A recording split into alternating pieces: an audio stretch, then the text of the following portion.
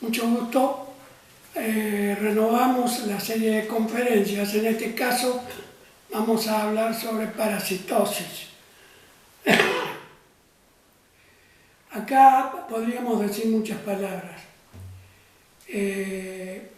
Infección, infestación, es decir, una parasitosis dentro del animal o de la persona. Infestación en el exterior. Superinfección. ¿Cuántas palabras podríamos decir? Pero me voy a, en cambio, de hacer definiciones de ese tipo que pueden ir surgiendo durante la charla. Vamos a decirle que nos vamos a referir a la más importante de las parasitosis que existen en el país, que es la enfermedad de Chagas-Massa.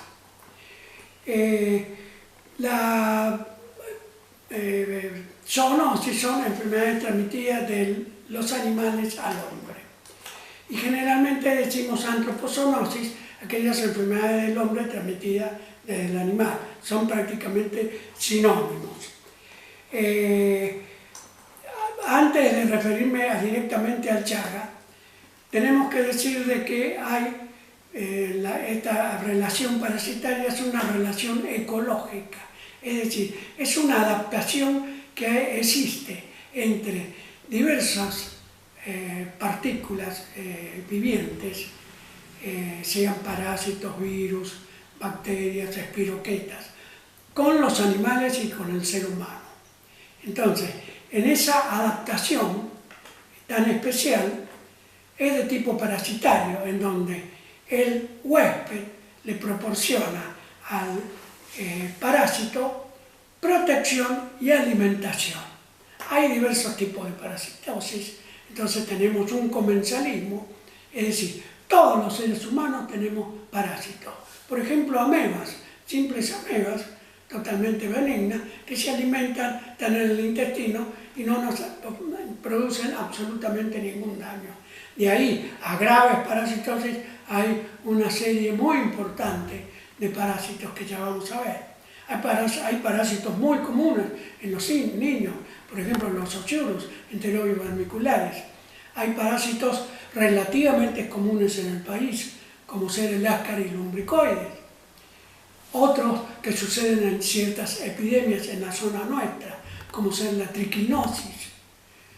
Entonces, posteriormente voy a decir algunas nociones sobre Ascaris y Trichinella para complementar, pero primero entonces nos vamos a referir a la zoonosis y parasitosis más importantes del país y del continente americano, la trypanosomiasis americana, enfermedad de Chagas-Massa. Carlos Chagas es un importantísimo médico, biólogo, bacteriólogo brasileño, nacido en Minas Gerais en 1879 y muerto en 1934 en Río de Janeiro. Descubrió en el año 1909 la enfermedad de la siguiente forma. Primero descubre en el intestino de hemípteros triatomídeos chinches un protozoario pequeño que luego recibió el nombre de trypanosoma. Ese es el agente de la enfermedad. Posteriormente hace alimentar a monos de estas chinches y logra descubrir en la sangre de los mismos, junto con síntomas de temperatura, al mismo parásito. Y posteriormente lo descubre en un niño que poseía fiebre, adenopatías y anemia. De esa manera se descubre así los síntomas más básicos de la enfermedad que luego se llamó enfermedad de Carlos Chagas, y que se vio que afectaba a muchos niños, a muchas personas. Luego se fue ampliando la epidemiología hasta llegar al conocimiento actual que vamos a referirnos. Es una enfermedad importantísima. Hay 21 países americanos afectados, entre ellos el nuestro. incluso Estados Unidos, muchas de las 21 países latinoamericanos y también Estados Unidos, en algunos estados del sur, donde en animales silvestres se ha descubierto que están afectadas. Y han habido también casos en personas. En la Argentina hay 19 provincias, desde el norte hacia el sur, afectadas, y solamente las más al sur, de las 24, no están afectadas por la enfermedad. Hay 100 millones de personas en el continente con exposición y riesgo, de los cuales el 10% están infectadas. Hay 10 millones de enfermos de la enfermedad de Chagas-Mazza, y en nuestro país hay 1.300.000. Vean ustedes entonces de esta parasitosis la importancia que tiene. Entonces, digamos que los parásitos presentan formas agudas y formas crónicas, y a su vez hay reservorios naturales que pueden ser animales de la fauna silvestre o común a las mascotas humanas, y también puede ser el reservorio el mismo humano, exclusivo como ser en la Trichomonas marginalis. A su vez comparten parte de su ciclo de vida con invertebrados, así que es un ciclo muy complejo. Dos palabritas, por ejemplo, para dos parasitosis muy comunes. Una en nuestra zona, la triquinosis. La triquinosis que se da en ciertos ciclos de pequeñas epidemias de personas, 20, 30 personas que se han alimentado de carne de cerdo infectado, que tiene quistes en sus tejidos musculares, larvas de la Trichinella spiralis, que no han sido suficientemente muertos por el calor, y de esa manera entonces son ingeridos vivos. Luego los jugos gástricos determinan la liberación de los mismos. Estas larvas penetran en la mucosa del duodeno y del yayuno, se transforman en adultos, en hembras y machos, copulan y se producen una enorme cantidad de larvas, las cuales pasan luego por linfa y por sangre y se diseminan por todo el organismo para buscar posteriormente salir de los vasos sanguíneos y buscar diversas musculaturas, diversos tejidos. Así que entonces la triquinosis se va a caracterizar por un periodo de incubación, al principio, con una sintomatología digestiva, cuando se está produciendo toda esa penetración en duodeno y ayuno, dolores, diarreas, etcétera, etcétera. Posteriormente, la diseminación de las larvas en los vasos va a dar lugar a una intensa eosinofilia, a síntomas de tipo edematoso, molestias de diversos tipos, dolores musculares, ya es cuando las larvas se están depositando en los diversos tejidos musculares. Es una enfermedad realmente muy seria, que puede ser mortal, puesto que cada una de esas hembras ponen 1.600 o más miles de larvas que se diseminan por vía sanguínea y linfática y se disimulan por todo el organismo. Es una enfermedad muy severa, muy riesgosa y bastante común en la República Argentina, debido a la alimentación entonces de cerdos infectados, que a su vez se han contaminado de residuos alimenticios de cerdos infectados o de ratas que se han contaminado al comer carne infectada de cerdo. Entonces los cerdos se alimentan del resto de estas ratas y así se produce la infección posteriormente humana.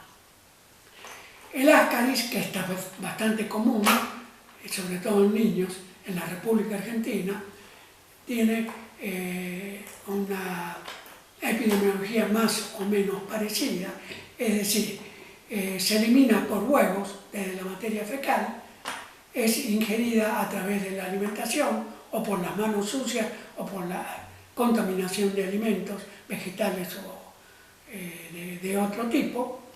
Luego esas penetran en el tubo digestivo y por vía linfática y sanguínea van por venas mesentéricas, pasan por el hígado y llegan sobre todo al pulmón, pasan de los capilares pulmonares a los alvéolos, ya se encuentran entonces como adultos, pero de muy pequeño tamaño, ascienden por la tráquea, son deglutidos en la epiglotis y luego cuando llegan a la parte intestinal se transforman en adultos, esos adultos de 20 a 30 centímetros, que son gusanos que muchas veces o por el vómito o eliminados por materia fecal podemos hacer el diagnóstico al visualizarlos macroscópicamente. Bueno, como vemos entonces, dos parasitosis relativamente comunes en el país y sobre todo en nuestra zona. Pasemos a la enfermedad de Chagas-Mazza. Dije que Carlos Chagas en 1909 descubre la enfermedad que posteriormente se ve que está afectando a todo el continente americano. ¿Cómo se produce la infección? La infección se produce de la siguiente manera. Es transmitida por chinches, hemípteros, triatomidios, es decir, flagelados de la sangre y tejidos que son ingeridos por la vinchuca. La vinchuca es un triatomidio muy común en el continente, sobre todo de los lugares donde no hay una edificación correcta, entonces vamos a ver que tengan adobes o grietas, entonces viven con cierta facilidad en todos esos resquicios que se producen en esas habitaciones. Aquí le voy a decir experiencias personales. Tengo mucha experiencia con la vinchuca, no tanto como investigador, no soy investigador de triatoma ni de trypanosoma, pero sí conozco mucho la vinchuca, la he capturado muchas veces, me han llevado muchísimas veces y la hemos podido visualizar. No la he visto en esta zona de la provincia de Santa Fe, pero no descarto de ninguna manera que se halle. La hemos observado en casas de multimillonarios, es decir, por supuesto que viven y habitan en casas muy humildes, casas de adobes o que tienen muchas deficiencias. Pero, por ejemplo, la he observado escondidas en las cortinas de las ventanas en el verano de casas fenomenales.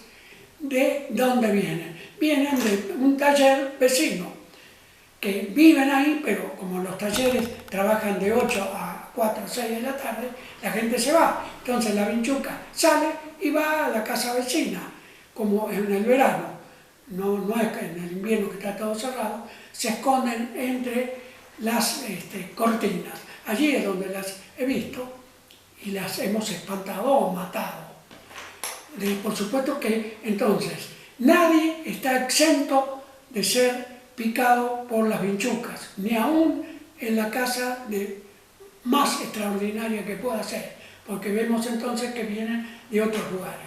Otra experiencia que también tengo de lugares humildes, si ustedes sospechan que pueden haber vinchucas, lo que tienen que hacer es colocar hojas de diarios en todo el suelo de la habitación y luego que apagan la luz, dejan pasar un tiempo, media hora, una hora, como que están durmiendo, el animal, el triatomidio, de cuando estima que ya la persona está dormida, se arroja o desde la pared o desde el techo y ustedes sienten el golpeteo en la hoja de diario, ¡plac! Prenden la luz y zapatilla en mano van en búsqueda de el peligroso animal. Es una pequeña cosa que yo he comprobado con mucha asiduidad y es una manera de combatirla. Desde luego, las campañas que se han realizado con gases para inhibirlas es una de las ventajas por las cuales ha ido disminuyendo el número de animales. Entonces, el agente transmisor es el Triatoma infestan en nuestro medio. Chinche, besucona u hocicona. ¿Por qué? Porque cuando la persona ya está durmiendo, se dirige, si es invierno tenemos solamente esta parte de cubierta, se dirige a las partes blandas de los extremos de los ojos o de los labios y durante mucho tiempo, sin ningún apuro, introduce su probóscide y comienza a alimentarse de sangre. Fácilmente 10 a 20 centímetros cúbicos de sangre, cada una de ellas se puede alimentar. Si la sangre está contaminada con el parásito que estamos refiriéndonos, este tiene un tamaño aproximadamente de unas 20 micras, tiene una forma de C. Con una coloración de Jensen se lo puede visualizar de color celeste en todo su citoplasma, con un núcleo central de color rosado rojo vinoso, un blefaroplasto en una de las puntas, con un cinetoplasto también de color rojo vinoso, del cual sale el axonema que va recorriendo todo un costado de una membrana ondulante que se mueve con lentitud. Y en la parte final sale el flagelo, es decir, el axonema al quedar libre se denomina flagelo, por el cual se moviliza el parásito. El parásito no se multiplica en sangre es su forma definitiva. ¿Cómo llega la sangre? Dijimos que la vinchuca se está alimentando en las zonas principalmente que hemos dicho. Disculpen. Termina de alimentarse y luego defeca. En su intestino están los tripanosomas metacíclicos, que son las formas infestantes. El movimiento que realiza la persona al rascarse por la picadura posibilita la penetración de estos tripanosomas metacíclicos que son capturados por células de la dermis, de la hipodermis, células del tejido celular subcutáneo y posteriormente aún del músculo estriado. Pero antes de llegar a eso, ya cuando están en esa zona, hay, varios días después, hay una respuesta de leucocitos y macrófagos defensiva. Y de esa manera se forma lo que se conoce como chagoma, que es una inflamación localizada en esa zona que permite un poco el diagnóstico de la forma aguda de la enfermedad. Acá tenemos que nombrar a otros investigadores muy importantes. A Salvador Massa. Salvador Massa es importantísimo, de la época de nuestro Bernardo Husserl, trabajaban juntos en el Instituto Malbrán. Incluso Massa fue director del Instituto Malbrán.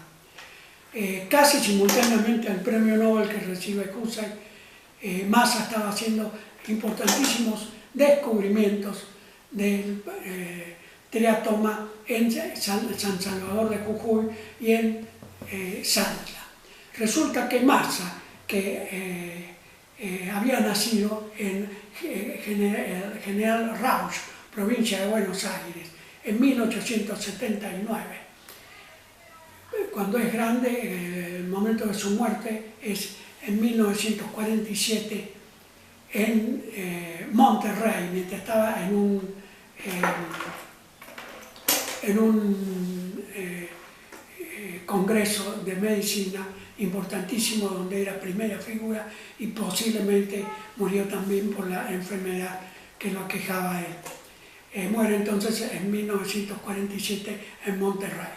Entonces, Massa comenzó a ser de médico sanitarista a médico bacteriólogo y posteriormente hace una pasantía en Túnez con Charles Nicolle, que era premio Nobel en ese momento de medicina, un extraordinario bacteriólogo del Instituto Pasteur de Túnez, que lo impulsa y lo entusiasma para la búsqueda de este tipo de parasitosis. Cuando llega acá, incluso Nicolle lo acompaña y juntos logran que el director del Malbrán posibilite y constituyan el MEPRA. El MEPRA significa Misión Epidemiológica de Patologías Regionales Argentinas. Se instala en Jujuy, en San Salvador de Jujuy, donde actualmente es el rectorado de la Universidad Nacional de Jujuy. Allí funciona el MEPRA, de donde se diagnostica en 1936 la enfermedad de Chagas, que había sido descubierta en 1909 por Carlos Chagas en Brasil. Y posteriormente hace otros descubrimientos, Massa, algunos que llevan el nombre de su signo. Signo de Massa es uno del hígado, que lo investigan los patólogos, otro desde Acrio adenitis, junto con Muñoz y Massa. Pero el signo fundamental de los ojos es de Cecilio Romaña, otro extraordinario médico argentino, centenario, nacido en 1899 y muerto en 1997 en Barcelona. Romaña es quien observa las edemas bipalpebrales unilaterales, denominado signo de Romaña, que no es un chagoma, sino que es una inflamación de los párpados acompañando al chagoma y que es útil para hacer un diagnóstico rápido de que estamos en presencia de un posible Chagas Massa. ¿Cómo se diagnostica? Además, bueno, hay temperatura, el chagoma, que es una infección dura, es un edema dura, se acompaña de fiebre y leucopenia o a veces leucocitosis. No hay eosinofilia como decíamos en triquinosis. Anteriormente se hacía fijación de complemento, la Machado Guerreiro, y también se hacía seno diagnóstico, es decir, se utilizaba, se dejaban hemípteros sanos en contacto con la piel del individuo al cual se sospechaba durante 2 o 3 horas para que se alimentaran de la misma y posteriormente, 8 o 10 días después, el trypanosoma se reconoce en el intestino del hemíptero. Por supuesto, es una cosa que actualmente no se está realizando. Es muy impactante, ¿verdad?, dejar de que la vinchuca se alimente de nuestro organismo. Se reemplaza colocando gotitas de sangre del organismo que se está investigando, que se ha recogido, sobre hilos de cadmio, y que ese hilo de cadmio se coloca en la fauce de la vinchuca y de esa manera la sangre va penetrando por sus fauces para ir llegando a su tubo digestivo y al intestino. Esta última maniobra reemplaza al seno diagnóstico. Actualmente la metodología de laboratorio más usada es por ELISA e inmunofluorescencia. Esas son las dos pruebas que se realizan, además de los síntomas clínicos de fiebre y de chagoma.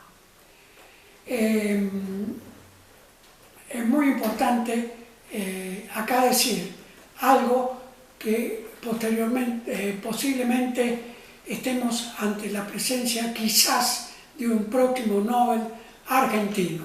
Ya hablamos de un Nobel de inmunología. En mis clases de hace mucho estuve hablando cómo hay un probable premio Nobel inmunólogo. Y hay otro inmunólogo argentino muy reciente que posiblemente en unos 10 a 15 años sea, prevengo desde ya que puede recibir el Nobel. Es el doctor Emilio Melquiades, profesor titular de inmunología de la Facultad de Farmacia y Bioquímica de la Universidad Nacional de Buenos Aires, quien con su equipo ha desarrollado una vacuna de 3 antígenos elaborados por ingeniería genética del Trypanosoma cruzi, con los cuales realiza entonces la vacuna, la cual se realiza por aspersión nasal. Fíjense ustedes, la modernidad es la misma. No va a ser una vacunación que se va a aplicar por inyección, sino por aspersión nasal. Ha recibido el premio César Milstein del año 2023. De ahí la importancia. Ustedes se imaginan 100 millones de personas en peligro de enfermarse de Chagas que están por recibir la vacuna que va a impedir esa enfermedad. Ya se ha confirmado de que los animales de experimentación, de distintos animales de experimentación, la vacuna es efectiva. Así que se está investigando ya en el ser humano y posiblemente en el 2027 se esté utilizando. Nos emociona todo esto. Muy bien, entonces. Hemos hablado de una parasitosis muy antigua. Les recuerdo que nadie está libre por más que viva en una casa de millones de dólares, porque pueden penetrar por la ventana y esperarnos escondidos en las cortinas, esperando que se haga la noche. Recuerden que no necesita vivir en la casa, está en una casa vecina, y si de allí no se alimenta, puede entrar a la nuestra. Y la otra manera de sorprenderla es colocando hojas de tal manera que cuando se tiran del techo o de la pared hacen un ruidito especial, muy fácil de escuchar en el silencio de la noche, y para prender la luz y observarla característicamente. Muy bien, muchas gracias.